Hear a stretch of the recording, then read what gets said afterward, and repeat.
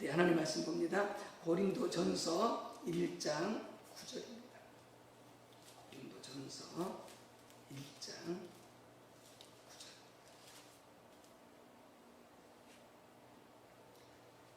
함께 합독하시겠습니다. 너희를 불러 그의 아들 예수 그리스도 우리 주와 더불어 교제하게 하시는 하나님은 미쁘시도다. 아멘. 또 마태복음 28장 16절에서 20절입니다. 마태복음 28장 16절에서 20절.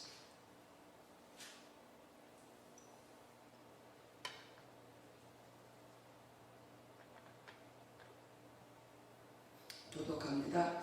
11제자가 갈릴리에 가서 예수께서 지시하신 산에 이르러 예수를 배웠고 경배하나 아직도 의심하는 사람들이 있더라. 예수께서 나와 말씀하여 이르시되 하늘과 땅의 모든 권세를 내게 주셨으니 그러므로 너희는 가서 모든 민족을 제자로 삼아 아버지와 아들과 성령의 이름으로 세례를 베풀고 내가 너에게 분부한 모든 것을 가르쳐 지키게 하라. 볼지어다 내가 세상 끝날까지 너희와 항상 함께 있으리라 하시니라. 아멘. 로마서 12장 3절에서 8절입니다. 로마서 12장 3절에서 8절. 교독합니다. 내게 주신 은혜로 말미암아 너희 각 사람에게 말하노니 마땅히 생각할 그 이상의 생각을 품지 말고 오직 하나님께서 각 사람에게 나눠주신 믿음의 분량대로 지혜롭게 생각하라. 우리가 한 몸에 많은 지체를 가졌으나 모든 지체가 같은 기능을 가진 것이 아니니 이와 같이 우리 많은 사람이 그리스도 안에서 한 몸이 되어 서로 지체가 되었느니라. 우리에게 주신 은혜대로 받은 은사가 각각 다르니 혹 예언이면 믿음의 분수대로 혹 섬기는 일이면 섬기는 일로 혹 가르치는 자면 가르치는 일로 혹 위로하는 자면 위로하는 일로 구제하는 자는 성실함으로 다스리는 자는 부지런함으로 긍휼을 베푸는 자는 즐거움으로 할 것이니라. 아멘. 우리 좋으신 성령님 오셔서 마음껏 역사해 주시도록 우리 주님 몸된 교회와 더불어서 각 가정을 통해 삶을 찾고 있는 우리 모든 성도님들 그 가정에 성령으로 충만히 임하여 주시고 운행해 주시고 역사해 주시도록 우리 성령님 환영하겠습니다. 성령님 환영합니다. 성령님 환영합니다. 성령님 감사합니다. 성령님 감사합니다. 성령으로 충만케 하옵소서. 성령으로 충만케 하옵소서. 아멘. 네. 하나님의 부르심에 합당하게 행하라 라고 하는 제목이 되겠습니다. 하나님의 부르심에 합당하게 행하라. 에베소 4장 1절에 보게 되어지는 사도 바울이 이렇게 권면합니다. 그러므로 주 안에서 갇힌 내가 너희를 권하노니 너희가 부르심을 받은 일에 합당하게 행하여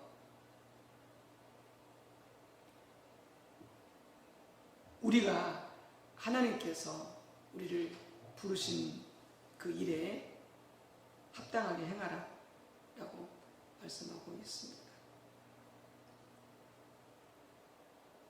우리가 하나님의 부르신 바대로 합당히 행하지 않고 있을 가능성이 있다는 거죠.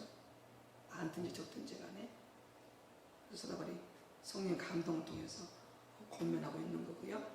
또 빌립보서 3장 13절 14절에서는 바울이 자신을 빗대어 이야기하고 있죠. 자신이 하나님의 부르심을 향하여 끝까지 달려간다 이렇게 말하고 있는데 이렇습니다. 형제들아 나는 아직 내가 잡은 줄로 여기지 아니하고 오직 한 일 뒤에 있는 것은 잊어버리고 앞에 있는 것을 잡으려고 표대를 향하여 그리스도 예수 안에서 하나님이 위에서 부르신 부름의 상을 위하여 달려가노라. 그리스도 예수 안에서 하나님이 위에서 부르신 부름의 상을 향하여 달려간다. 그러니까 지금 이때쯤이 사도 바울이 그의 사역의 말기에 해당이 되어지거든요. 노년이죠. 그런데도 계속 그의 사전에 은퇴란 없습니다. 계속해서 하나님이 부르신 그 부르심을 향하여 그 표대를 향하여 달려간다. 이렇게 말씀하고 있고, 한 일은 그가 얼마나 위대한 하는 일들을 하나님의 은혜로 감당했습니까? 그런데 한 일은 다 잊어버리고 계속해서 하나님 부르시는 그 부르심의 상을 위하여 그 부르심을 향하여 달려간다. 이렇게 말씀하고 있습니다. 얼마나 귀한 신앙의 고백이고 귀한 삶인지 모르겠어요.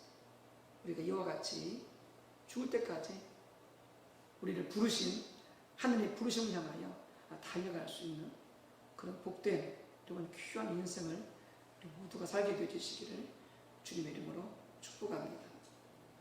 조지 밀러라고 하는 분이 있죠.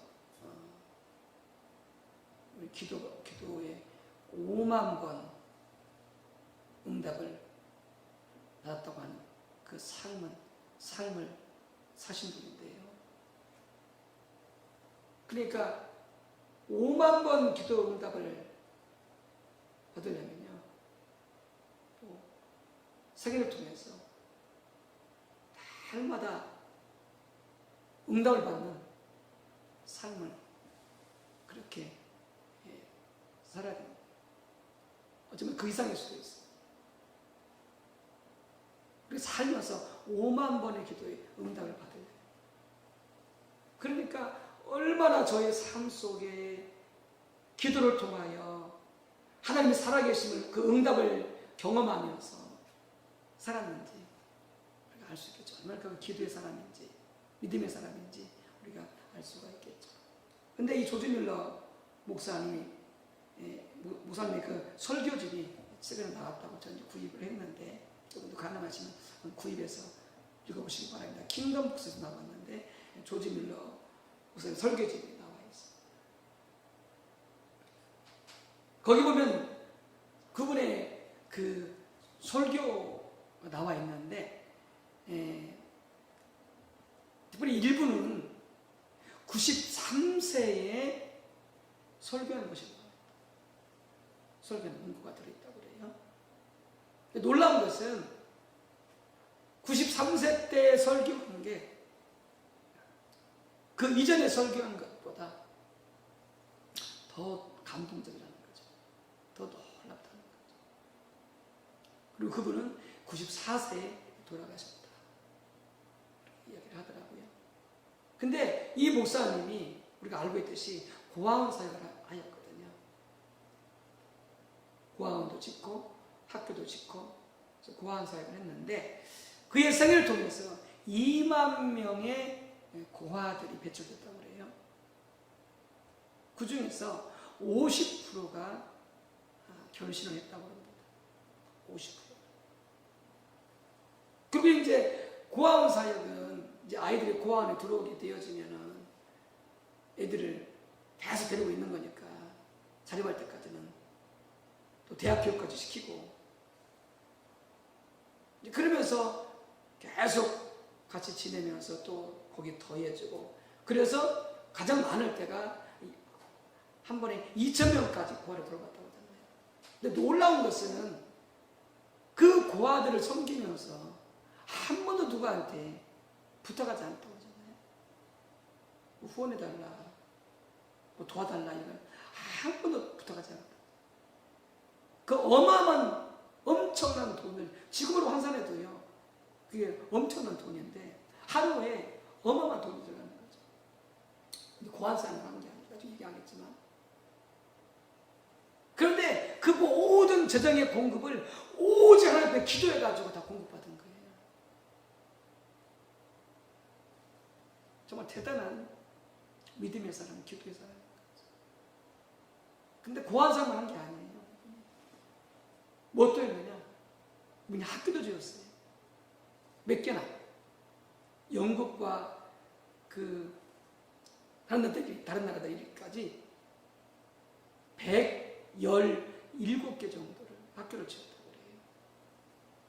그리고 지금도 그 고아원과 학교를 사용해서 했던 그 흔적들이 남아있는데, 그 학교가 5동인가 그러는데, 3동이 지금까지도 대학 캠퍼스로 사용되고 있대요. 2동은 이제 다른 용어로 이렇게 이제 사용되어지고 있을 정도로 하여튼 어마어마한 그런 정말 그 학교 사역을 했었고요. 뿐만이 아니라 이분이 또한 성경 보급도요, 어마어마한 성경 보급을 했어요. 성경 보급, 또 거기에다가 선교사 지원까지.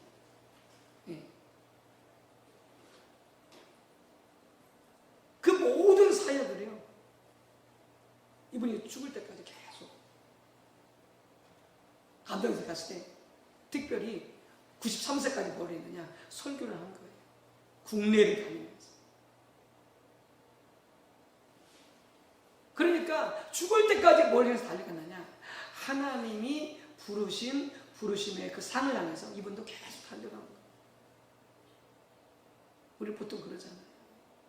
직장에서 은퇴하게 되어지면 은퇴하고 나서 그냥 이제 인생을 엔조이하고 이제 즐기다가 그냥 평범하게 살다가 그냥 우리는 죽기를 바라잖아요.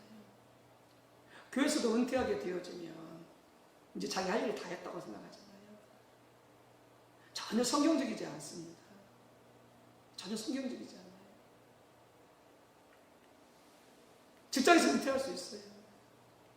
교회에서도 교회가 정한 법에 따라 은퇴할 수 있어요. 그런데 하나님 앞에서는 은퇴가 없어요. 하나님 앞에서는 은퇴가 없어요. 계속 하나님이 위에서 부르신 그 부름의 상을 향하여 달려가야 됩니다. 여기에 하나님이 놀라운 약속이 있는 거죠. 우리가 알고 있듯이 로마서 8장 28절에 하나님을 사랑하는 자, 곧 그 뜻대로 부르심을 입은 자들에게는, 하나님을 사랑하면서 그분의 부르심에 순종하며 사는 자들에게는 놀라운 약속이 있어요. 모든 것이 합력하여 선을 이루느니라.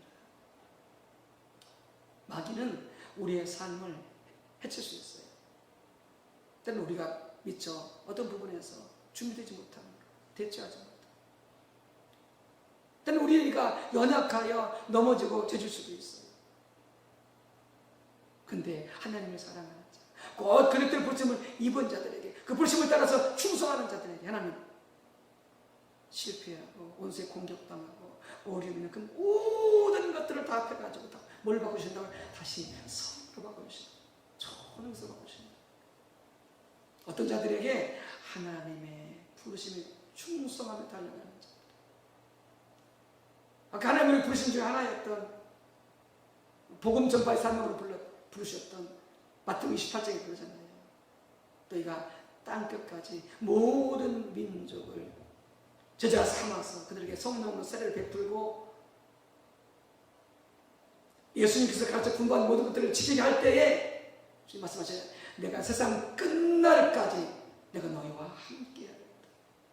하나님의 은혜, 하나님의 생명, 하나님의 복이, 하나님의 힘이 끝까지 함께 하십니다. 얼마나 놀라운 약속입니다. 여러분, 이게 우리가 살아들이라고 하는 거죠. 이게 어떤 세상의 배경이 아니고 권력이 아니고 어떤 모아놓은 돈이 아니고, 그건 있다가도 없어지고요, 없다가도 있고요, 그건 붙잡을 게 못돼요. 의지할 게 못돼요. 저는 사람도 그렇고 돈도 그렇고 권력도 그렇고 어떤 것도, 그건 영원한 것들이 아니에요. 그것들은 한시적인 것들이에요. 언제 왔다가 언제 갔다 떠나지 않아요. 그런데 이 하나님의 약속, 내가 세상 끝날까지 너희와 함께하겠다. 모든 것을 합력하여 선을 이루어주시겠다라고 하는 이 하나님의 약속은 영원합니다. 영원히 상황과 한계하고 조건과 아무 상관이 없어요. 얼마나 위대한 놀라운 약속입니까? 우리 우리는 이런 확실한 약속 가운데 거하면서 살아가야 된다는 거죠. 이보다 우리에게 안전한 것이 없다는 거죠. 어떤 자에게 하나님의 부르심의 순간순간 우리 전 인생을 통하여 그 부르심을 향하여 다윗처럼 조짐일처럼 달려가게 되죠. 여러분, 그렇다면 하나님께서 우리를 부르시는 그 부르심이 뭘까요? 가장 큰 부르심이 뭘까요? 여러분, 그것은 예배입니다. 예배와 하나님의 교제예요. 그리고 우리가 참 심각한 거예요. 코로나 핑계대면서 주님을 찾지 않고 주님을 예배하지 않고 주님을 나오지 않는 이게요. 그런 교회예요. 그런 성도들이에요. 여러분, 이건 심각한 겁니다. 왜요? 우리를 부르신 것이 하나님을 예배하라고 하는 것이에요. 우리를 창조하신 것이 하나님을 찬양하고 예배하라고 하는 것입니다. 우리를 구원하신 목적 예배의 일상처럼 하나님께 찬양으로 예배하고 영광 올려드리라고 우리를 구원해 주신 것인데, 구속해 주신 것입니다. 하나님을 찾지도 않고 하나님을 예배하지도 않고 하나님을 경배하지도 않는다고 한다면 이 가장 큰 부르심입니다. 그래서 아까 고린도전서 아까 읽었던 그 말씀을 통해서 1장부터 있는 것처럼 우리를 부르심은 예수 그리스도와 교제하게 하게 하십니다라고 그랬잖아요. 주님과의 친밀한 교제를 갖도록. 뭘 통해서요? 예배를 통해서. 그래서 우리는 찬양을 통해서, 경배를 통해서, 예배를 통해서 하나님을 찾으며 하나님의 얼굴을 구하며 그분과 교제하며 살아가는 것이, 그게 우리 모든 믿는 자들의 가장 첫 번째 부르심이다. 가장 첫 번째 부르심. 그러니까 공예배를 통해서, 개인 예배를 통해서 여러분들 부지런히 하나님을 찾고 찬양하고 경배하고 영광을 올려드리고 그분과 교제를 가지시기 바랍니다. 이게 우리의 첫 번째 부르심입니다. 첫 번째 부르심. 이 부르심에 우리가 합당하게 행하라 사도 바울이 이렇게 권면하고 있는 거죠. 두 번째는 뭡니까? 아까 읽었던 마태복음 28장에 다 있듯이 주님을 따르고 주님을 믿는 모든 제자들에게 가르쳐 주신 지상대 명령인 거죠. 그래서 예수님께서 승천하시기 전에 11 제자에게, 가룟들은 죽었잖아요. 탈락되어지고 11 제자에게 말씀하십니다. 너희는 모든 민족에게 복음을 전하여 주님의 제자를 삼으라는 거죠. 그래서 제자가 제자를 낳고 제자가 제자를 낳아서 여기까지 온 것 아닙니까? 주님을 따르고 있는 모든 제자들은 이 지상의 대명령, 가장 이 큰 사명, 이 부르심에 순종입니다. 선교사님뿐만이 아닙니다. 전대 연세를 받은 사람뿐만이 아닙니다. 예수를 믿고 따르는, 지금 갓 믿기 시작한 신자든지 오랜 기간 동안 믿었던 신자든지 아무 상관이 없이 지금 그 따르는 모든 제자들은 이 지상 대명령을 성취하며 살아야 됩니다. 성령이 너에게 임하시면 너희가 권능을 받고 예루살렘과 온 유대와 사마리아 땅 끝까지 걸려서 복음을 전해야 된다. 직접적이든 간접적이든. 예수 믿는 자는 다 성령 받았잖아요. 성령 구원 받잖아요. 물론 그 다른 사람들 중에서도 성령 구원 받지 않은 사람도 있지만 대부분. 그렇다면 우리 다 뭐예요? 여기 살면도 의외가 있을 수 없어요. 다 성령 받았기 때문에. 그래서 가까운 곳에서부터 우리 식으로 말하자면 가정, 그 다음에 친척, 그 다음에 친한 친구, 그 다음에 이웃, 직장과 사업장의 동료들, 그 다음에 아는 사람들, 그 다음에 전혀 모르는 사람, 엑셀리게까지, 땅끝까지 우리는 복음을 전파해야 됩니다. 사랑으로 섬기면서 이웃들의 필요를 채워주면서 그들 위해서 끊임없이 기도하면서 성령의 인도하심 받아서 때가 되릴 때 복음을 제시하고, 우리가 주의할 게 교회 갑시다 이렇게 말할 수도 있겠지만 더 정확히는 복음을 전해야 됩니다. 우리 교회 안 올 수도 있어요. 우리 교회 안 올 수도 있어요. 못 올 수도 있어요. 네. 문제는 뭐냐? 복음을 전해야 된다는 거예요. 복음. 예수 그리스도. 그분을 시인하고 그분을 믿고 그분을 영접하면 영생이지만, 그러나 주님을 영접하여 예수를 영접하여 믿지 않으면 사망이요 저주요 영원한 멸망 들어가는 이 복음을 분명하게 예수를 제시해야 된다는 거죠. 교회가 다 이런 게 아니고 복음을 제시해야 된다는 거죠. 그래서 그가 시인하고 영접하게 되어지면 구원 받는 것이죠. 시인하고 영접하지 않으면 끝까지 영접해서 기도해야 되겠죠. 그렇게 우리 모두가 복음을 제시하고 복음을 전할 이 부르심이 우리의 또한 큰 사명이요 하나님의 부르심이다라고 하는 거죠. 그냥 송사람들 후원하면 됐지 뭐. 전도는 그냥 전도 특별한 은사 있는 분들 여신 놈이나 하도록 해. 큰일 나요. 큰일 나요. 그래서 우리 교도 지금 최근에 기도하기 시작한 것이 뭡니까? 전 교인의 선교사. 전 교인의 선교사. 우리가 다 선교사라고 하는 거죠. 우리 가정에서부터. 가정이 섬겨지고, 직장이 섬겨지고, 사업장이 섬겨지고, 캠퍼스가 섬겨지고, 이 사회가 섬겨지고, 나라가 섬겨지고, 열방이 섬겨지고, 다 섬겨지라는 거죠. 그 소리는 뭐라고? 우리는 선교사라고 선교사. 선교사로 불러주셨다는 거예요. 복음 사람들을 불러주셨다는 거예요. 이게 지상 대사명 아닙니까? 가장 큰 사명. 여러분, 이 부르심에 우리가 충성해야 됩니다. 충성해야 됩니다. 세 번째는 사도바울이 권고하고 있는 것처럼 하나님께서 각자의 독특하게 주신 은사와 부르심이 있어요. 거기 나타나는 것처럼 가르치는 자는 가르치는 일로 부르셨다는 거죠. 구제하는 자는 구제하는 일로 부르셨다는 거죠. 예언하는 자는 예언하는 일로 부르셨다는 거죠. 또 각자의 부르심, 독특한 부르심이 있다는 거예요. 예배하고 교제하며 복음을 전하는 그 일뿐만이 아니라 또 각자에게 부르신 독특한 부르심이 있다는 거예요. 목회자는 뭐겠어요? 목회자는요? 목회자는 가르치는 것이 인사겠죠. 목회자는 가르치는 것이. 그래서 그 부르심을 따라서 어떻게 하고요? 우리가 충성하며 달려가라는 거죠. 그게 부르심입니까? 어떤 그 목사님이 이렇게 부교육자로 어느 교회에 부임을 하게 되어진 거예요. 근데 부교육자로 그 교회에 부임을 했는데 그 부교육자로 부임한 그 교회에 어느 자매님이 이렇게 이제 중보기도회를 인도하는데 너무 이렇게 잘 인도하고 멋있게 인도하는 거예요. 성령 인도를 따라서. 그러니까 이분도 어떤 이런 그 중보기도 이런 걸 하고 싶은 거예요. 그래서 이 사모님이 그 중보기도를 인도하는 그 자매한테 그래요. 나도 중보기도 은사 받았다. 나도 중보기도 은사 받았다. 이제 거기는 이렇게 이제 그 중보기도 은사가 있는 분들이 모여서 하는 그 중보기도 팀인데, 물론 우리 모두 다 중보기도 해야 돼요.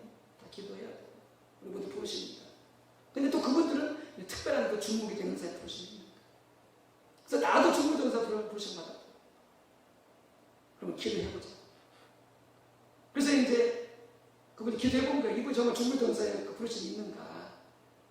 기도해보는데 정확히 하나님 음성을 듣는 분이라 그걸 지적해낸 거예요. 하나님 그러시는데 사모님은 중보기도 은사를 부르지 않으셨습니다. 그것은 사모님이 생각이십니다. 이분이 너무나 그 중보기도를 하고 싶으니까 자기가 중보기도 은사에 부르심 받았다고 이렇게 말한 거예요. 자기 생각으로. 하나님 부르신 게 아닌데. 근데 그래서 적게 집어낸 거죠. 그래서 이분이 나도 그 당시 뭐냐면은 자기의 부르심이 뭐냐면은 이 가르침과 말씀을 전하는 게 있다는 거죠. 그래서 이분이 실제로 사모님이기도 하지만 나중에 목사가 되셔서 방송으로 설교하고 이 가르치는 일을 아주 잘했던 그런 분이셨거든요. 이게 모두가 모두가 기도하고 모두가 중보기도 해야 되지만은 특별히 중보기도에 부르심 있는 부분이 있다는 거죠. 어떤 사람에게는. 그렇듯이 우리 각자가 뭐가 있다고요? 하나님의 부르심이 있다고요. 이게 가르치는 가르치는 일, 구제하는 구제하는 일, 애원이면 애원하는 일, 찬양이면 찬양하는 일. 또 우리 각자에게 또 특별한 부르심이 또 있다는 거죠. 그 부르심이 어떻게 알아? 너희가 합당하게 행하라 이렇게 말씀하고 있는 거죠. 저도 말씀드렸던 것처럼 조직훈련은 죽을 때까지. 그래서 조직훈련은 어떻게 했어요? 5명이었던가요? 그 친구들의 권위에서 평생 동안 기도했다고 그러잖아요. 그래서 순차적으로 이렇게 친구들이 돌아오고 회개했었고, 그리고 마지막 한 사람 남았었는데 그 사람의 조직훈련의 장례식이 끝나고 나서 그 한 명의 친구가 회개하고 죽게 돌아와서 구원받았다고 했잖아요. 죽을 때까지 그 친구를 보내서 기도했다고 했잖아요. 너무나 귀한 아름다운 삶 아닙니까? 우리가 하나님께 부르심을 따라서 여러분 합당 행하여서 죽을 때까지, 이 말씀을 듣는 우리 모든 분들은 직장에서 은퇴하겠지만, 교회에서 때까지 좀 은퇴하겠지만, 내가 하나님 앞에서 은퇴는 없다 이런 마음을 가지고 달려가지. 조직을 사도하죠. 그래서 끝까지 죽을 때까지 주님을 찬양하고 예배하고 주님과 교제하고 죽을 때까지 기도하고 복음 전하고 복음을 제시하고, 그리고 우리의 그 부르심을 따라서 부르심을 감당하여 달려감으로 주님 말씀하신 것처럼 내가 모든 것들을 합력하여서 이루어주마, 내가 영원히 너를 떠나지 않냐고 너희와 함께하려고 이 약속 속에서 여러분 달려가시는 귀한 삶을 사시기를 주님으로 축복합니다. 함께 기도합니다. 할렐루야. 주 여호와 하나님, 그렇습니다.